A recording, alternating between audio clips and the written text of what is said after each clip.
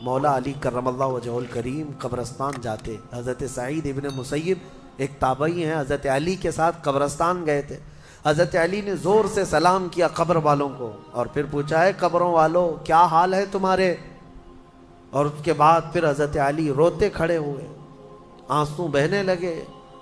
حضرت سعید ابن مسیب کہتے ہیں مولا علی سے کیا آپ قبروں والوں سے بات کر رہے ہیں, وہ آپ کی سن رہے ہیں یا آپ سے وہ کچھ جواب دے رہے ہیں؟ حضرت علی کرم اللہ وجہہ الکریم نے فرمایا ہاں اگر تم سنتے ان کی باتیں تو رو پڑتے. حضرت سعید پوچھتے ہیں کیا کہہ رہے ہیں قبروں والے؟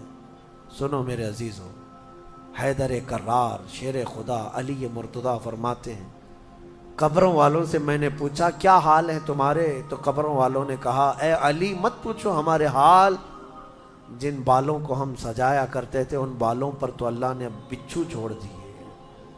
ہمارے وہ چہرے جو غازے سے ملوث تھے, حسین تھے, ہمارے چہروں پر اب خون اور پیپ کے علاوہ کچھ نہیں رہ گیا.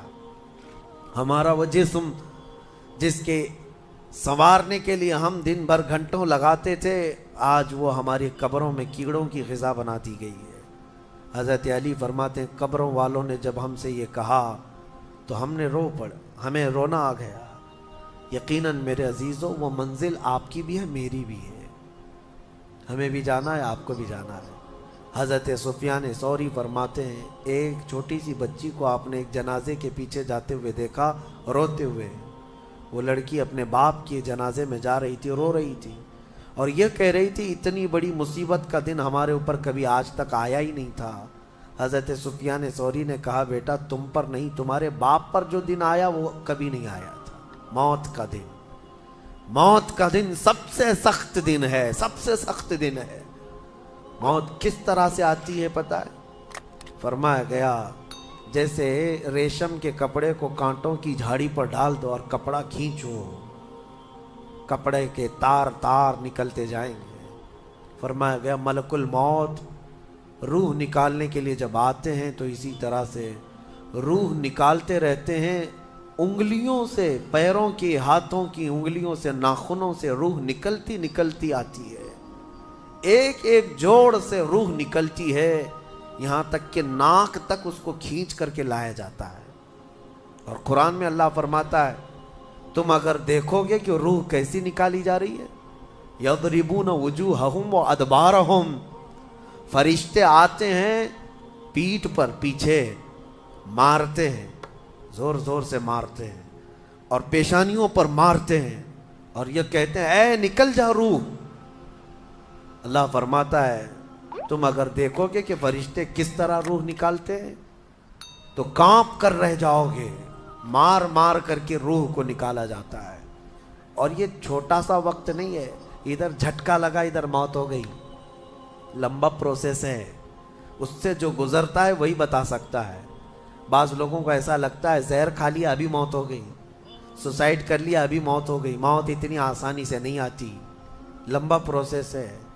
موت سے پہلے فرشتے آ جاتے ہیں, چاہے تم اچھے آدمی ہو بیٹھے ہوئے ہو, تم کو بھی اگر موت آنی ہے تو تم پہلے فرشتوں کو دیکھنے لگ جاؤ گے, لیکن بتا نہیں سکتے کسی کو. موت سے تھوڑی دیر پہلے فرشتے قریب آ جاتے ہیں. پہلے جماعت فرشتوں کی آتی ہے, پھر ملک الموت آتے ہیں.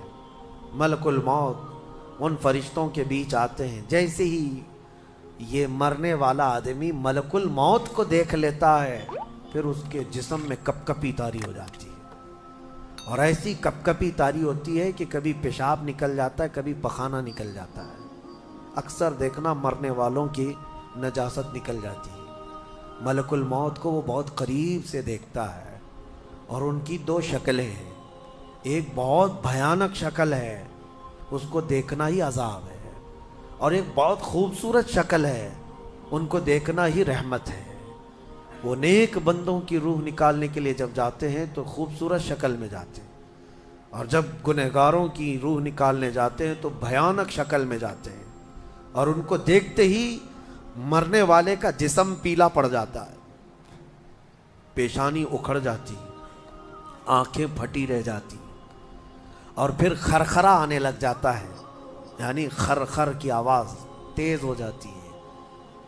وہ بولنا چاہتا ہے اپنے پاس والوں کو لیکن بول نہیں سکتا، بند ہو جاتا ہے۔ یہ وہ وقت ہے جب اس کے توبہ کا دروازہ بھی بند ہو جاتا ہے۔ اب اگر فرشتوں کو دیکھ کر کوئی توبہ بھی کر لیا، ایمان لایا، تو اس کا ایمان قبول نہیں۔ اس وقت سے پہلے پہلے تک جو بھی ایمان لایا یا توبہ کیا، اس کی توبہ قبول ہے۔